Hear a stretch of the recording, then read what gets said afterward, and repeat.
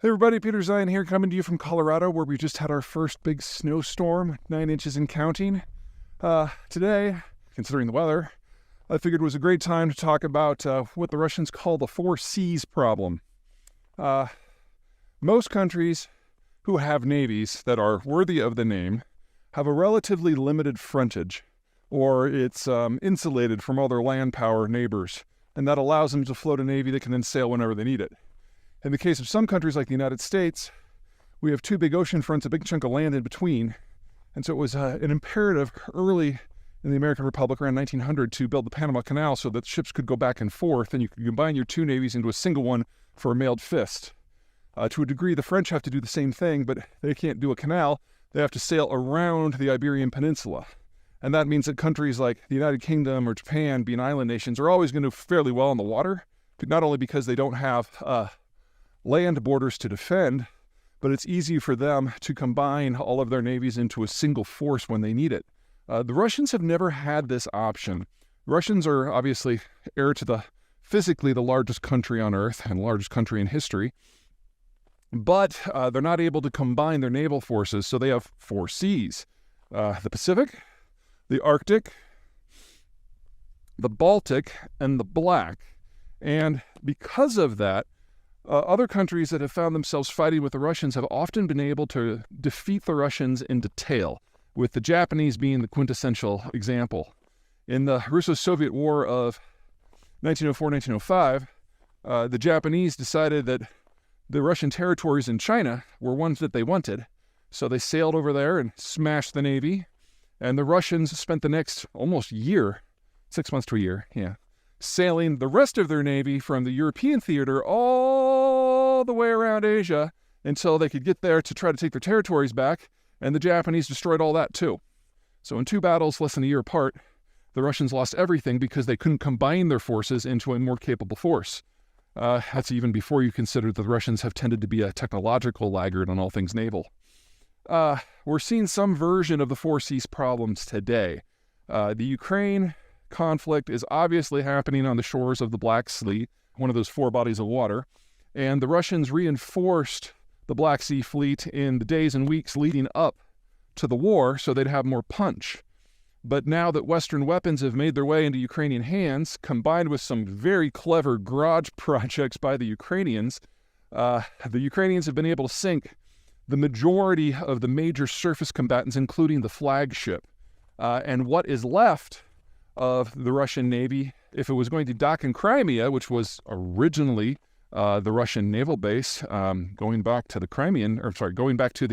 Tsarist times, they're all in range of Ukrainian weapons, and so the Russians have had to basically close down their naval base and their primary shipyards and move everything further east to the other major port they have, which is Novorossiysk, which doesn't have the dry docks, doesn't have the service capabilities, doesn't have the ability to build ships. Other problems are that the Russian activities in Ukraine have prompted Sweden and Finland to join NATO. Now, Sweden and Finland control the majority of the sea frontage on the Baltic Sea, with the second largest chunk of territory in the Baltic Sea controlled by countries that were already in NATO. And so now that Finland is in and Sweden's going to be in a matter of weeks, the Russians will basically have this tiny little chunk of territory in a place called Kaliningrad, and the frontage that's in the general vicinity of St. Petersburg, and that's it. So less than 5% of the frontage. And in order to get out to the open sea, they have to sail by, 1, 2, 3, 4, 5, 6, 7, 8, 9, let's call it 9 NATO countries, and then you're in the North Sea, which is also a NATO lake. So basically everything that's in the Baltic Sea now is written off. It's a loss. And that just leaves the fleets that are in the Arctic Ocean, which have been depleted because they sent ships onto the Black Sea, and then off in the Pacific, which are way off by themselves.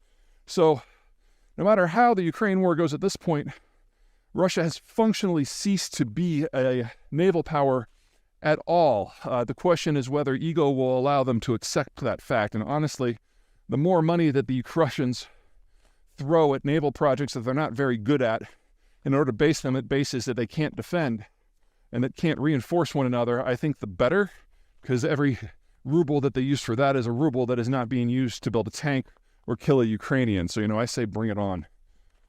Anyway, what this means is we're looking at this entire space, seeing a change in military statistics and military strategy, because the Russians today are one of the countries on the planet that is most dependent upon naval shipments for their economy. Russian industry is not all that, and they depend upon those oceans for getting their oil and their liquefied natural gas and their aluminum and on and on and on to market. And they've now found themselves in a position where they are utterly incapable of projecting power on the seas in a local basis, much less a regional or a national one. And so when the United States and Europe decide that it's time to really shut down the Russian economy, they're going to be able to do it at sea with ease in a matter of days. So we're only in the early stages of this war, not simply from a military point of view, but from an economic point of view too. And it's time to start preparing for what comes next, and that is a world without any Russian commodity exports. Okay, it's starting to get cold. Hey everybody, Peter Zeihan here, coming to you from northern Indiana at the NIPSCO coal power plant. That is not a nuclear cooling tower, it's just a coal cooling tower. This power plant is on schedule to be decommissioned around 2025 and then replaced with wind and solar. But I don't know how many of you guys have been to northern Indiana, but this is neither a windy nor sunny area. More to the point, if things go with the Chinese and to a lesser degree the Europeans in the direction that I think it's going to, and if the Americans decide they still want stuff, the industrialization wave that's coming here is going to be unlike anything we've seen before. And it'll be a lot faster than what we did in World War II. But it also means that we need to generate a lot more electricity wherever that comes from, because manufacturing takes more power than services, and doing the processing for things like lithium and steel and the rest takes a lot more power than it does for normal manufacturing. So we need to conservatively increase the power plant in the country and transmission capacity by at least half. So not saying that coal's the future or anything like that. I'm just saying we need a lot more. And that assumes we don't do the green transition, because if we electrify transport, then we need to double. Hey everybody, Peter Zeihan here, coming to you from Savannah, one of my favorite cities in North America. And one of the reasons is the bars, and one of the reasons is the restaurants, and the other one, it is home to the largest container port in the continental United States. Been operating for a few years now. They keep expanding it. You're looking at here one of the most medium-sized ships. The supers do come through here. They just have a problem getting through that bridge there. All right, it's raining. We're going to do the rest of this inside. Sorry, I got waylaid by the client and couldn't do the rest of this one from Savannah, so I'm back home. Two big reasons to be really bullish and really impressed by the Port of Savannah over the years to come. The first has to do with that Jones Act that I keep talking about, the law that says that only American vessels can dock at American ports in succession. So, for example, if you're in a cargo vessel and you're delivering things to the Chinese coast, the same vessel will go point. But if that same vessel, let's say it's Japanese, was to come to the U.S. West Coast and it stopped in Seattle, it would then have to go back to Vancouver before it could go to San Francisco, then would have to go back to Vancouver before it could go to San Diego. As a result, the push for ports is to get bigger and bigger and bigger in order to take these big foreign vessels, and it's crowded out all the smaller American ones.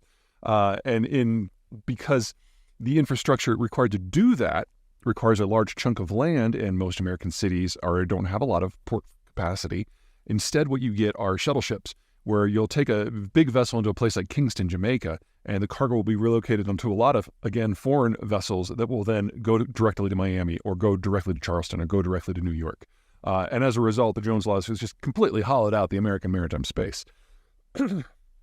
Savannah is the first location in the United States since 1920 to manage to build a super container port. It's upriver a bit, but the biggest vessels, some of the biggest vessels in the world go there regularly. You saw the one that was coming through. That was actually a fairly small one. But it's the only place in the continental United States can actually take these vessels all at once, with the exception of maybe Long Beach. Other places tend to do more mix of business. So, for example, the Tacoma port does take fairly large containers, but it's also a major export point for commodities coming out of the intermountain interior of eastern Washington and Oregon. Anywho, bottom line, is as long as we have these very, very large container ships, which are the norm for international trade right now, Savannah is really the only place in the United States that can take them on the East Coast at all. New Jersey just isn't up to snuff in that regard. So that's issue number one. Issue number two, if we're moving to a deglobalized period, we're going to have a lot of different patterns here, and our interactions with the Mexicans are going to become much, much, much, much more robust.